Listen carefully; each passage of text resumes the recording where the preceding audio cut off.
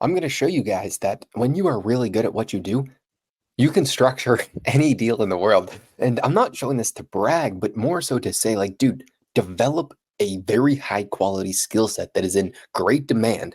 Then, if you get to become one of the best in the world or the best in your niche at what you're doing, you can name any terms and services as to what you want. So, this is a contract. I know if you've been watching me for a while, I said I will not sign any more contract, but this is super easy. Like, literally, it's because it's one of my friends that I'm going to be working with, this guy, Ken McElroy. But his team just sent me over this super, super simple contract, nothing like the 30, 40 page essay that I got that was unreadable the last time. This is in plain English, wildly clear what needs to be done.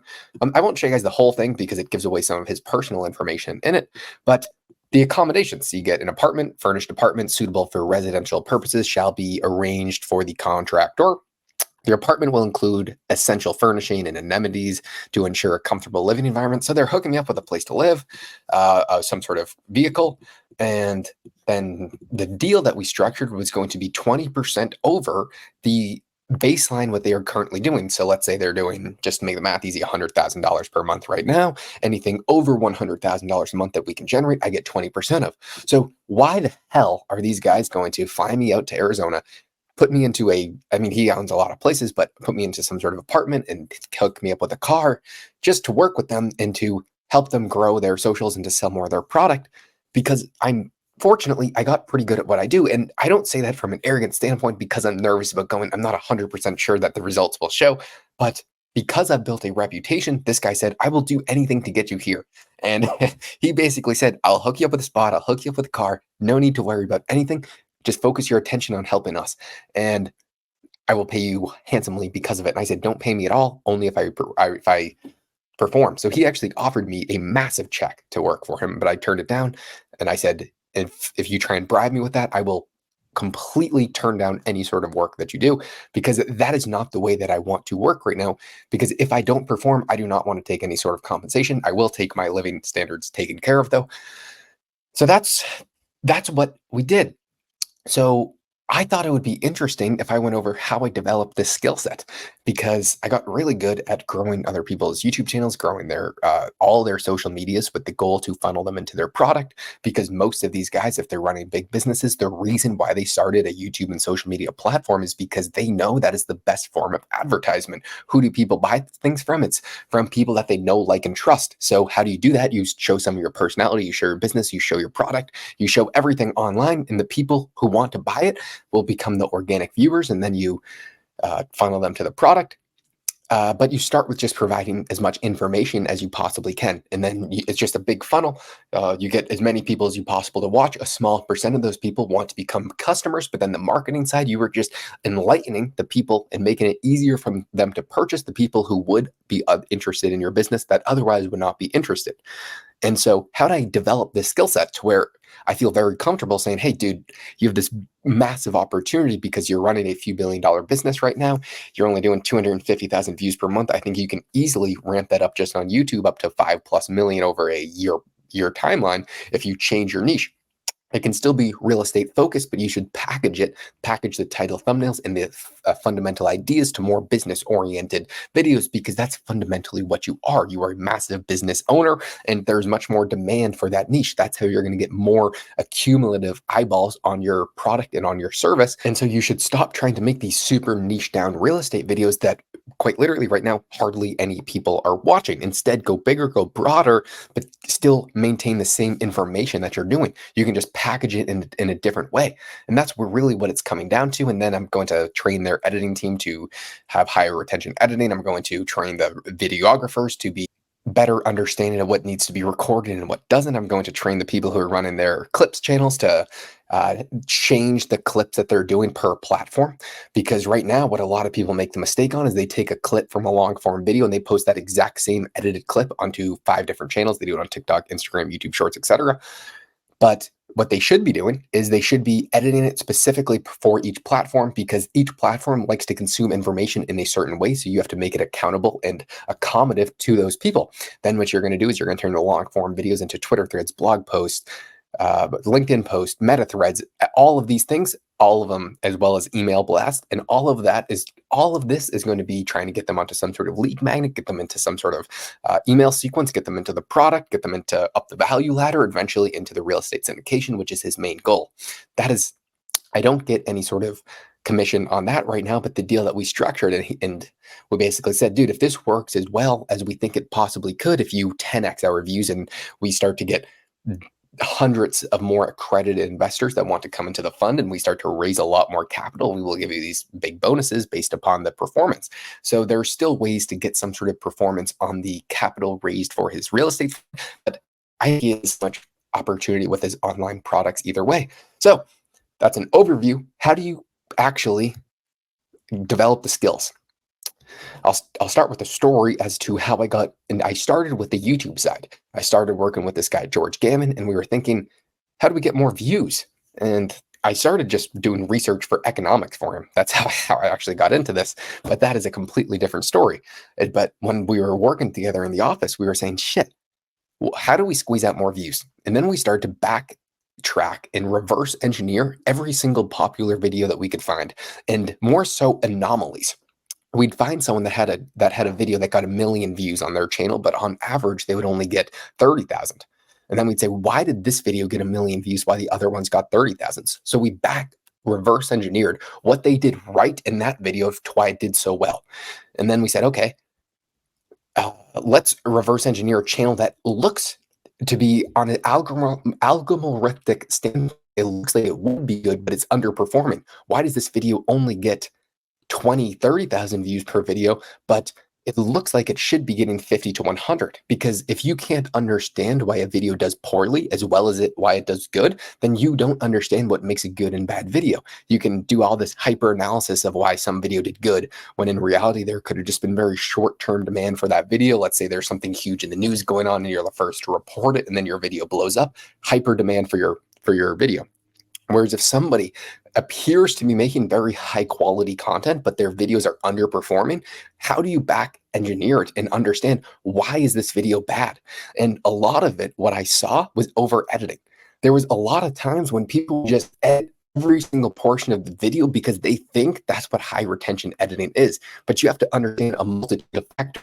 One, the goal with the people that we were looking at, it was mainly education. And if you were trying to make an educational video, you should not be overstimulating the viewer. The only B-roll that is necessary, and the B-roll that you are trying to make applicable into your videos, is going to help visually illustrate and help the viewer understand the video better. That is the main goal with it, because people want to feel smart at the end of your video. You have to understand your ideal target audience. There's people who have 2-3 hour long podcasts with zero editing, zero B-roll that are getting 2+ million views per video. Think of Andrew Huberman, because he has such great quality information. So you have to, one, know what your demographics are, know who your target audience is, and how do you structure a video regardless of what you were doing. How do you get that core fan base that wants to come back every single time? There was a particular person that I'm not going to name right now, but he got, actually I will. His name was Economic Ninja, and he was getting like 20 million views per month. With vidIQ, you can actually track how many monthly views somebody's getting. Then you can back engineer how much money he was making. So he was making probably 200 grand a month just from YouTube ads, but his videos sucked.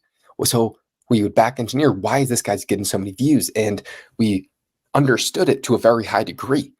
So we would do that with so many people, and not just in the space that we were in. We were doing that with Mr. Beast, with everybody, until we were getting a great idea as to what made a good video, what made a good title thumbnail, what made good packaging, what made good editing, what made a good actual channel for hardcore supporters. Because yeah, maybe there's a channel that gets 1 million views per video, but they'll never be able to sell any of their product. They might be able to attract a lot of viewers, but they're not attracting the super fans, and the super fans are the ones that are going to buy your product. So you have to have this mismatch, and we would just dive into that every single day while we're still working on his channel. And then we got pretty damn good at it. And now his views are doing incredibly well. And we think we know what we can do to take that to the next level. And the next level, it's more of just a slow continuation of what we're doing, and then go into kind of the next cycle as to how we will proceed from there. what's the moral of this story? I would say it is back engineering what works for whatever you are trying to do. If you can understand why something worked, let's say you're trying to get into copywriting. That's what I'm trying to do right now is to have a good email sequence that funnels people to the product to the highest possible degree. So I am trying to back engineer email sequences as to why they were good. Why did this work? Why did this have a psychological impact on me to persuade or just convince me to want to buy the product? Why did it do this? And then I'll try and look at terrible ones. Why did this one not have that effect? What are the common aspects of the ones that are good? What are the common aspects of the ones that are bad? How do we cut out the bad, make it good, and keep it appropriate to the clientele that we were actually trying to target? So, with whatever you're looking at, see what someone else that is good is doing. And if you can replicate it, I guarantee you it's going to work. The thing is, you don't have to be that cute. Because once you start to try out these things, and if they do work, you're going to learn so many additional steps. And then YouTube right now is a great source. What I would do is I would watch every single YouTube video on all the experts as to how do you get more views? How do you increase retention? How do you create a bigger channel? I was watching every single one of those at all times taking hyper notes. And then what I would do is I would watch the people who were getting hundreds of millions of views per video, aka Mr. Beast, and I'd write down exactly what he was doing, why he was doing it, and trying to understand it to the highest possible degree, and then trying to use the same things, the same principles, the same psychology that he's doing, and trying to apply it to the people that I was working with. And guess what? That works really well because if it works incredibly well for somebody, there's unlimited demand for everything. So do what works well for everybody. But at the same time, you have to understand that you need to focus on your target audience for any sort of sales, for any sort of video that you're making, for everything.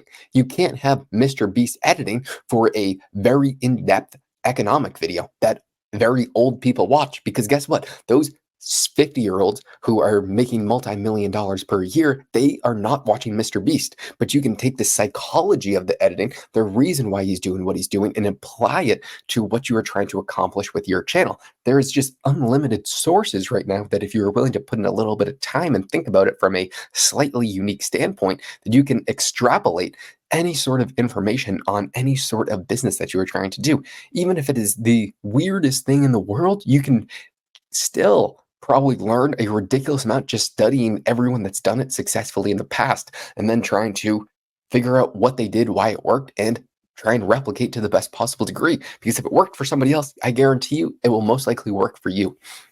At least it did for me, because now I've built a ridiculous amount of information to where I can look at somebody's channel, understand what they're doing wrong instantly, help them fix it.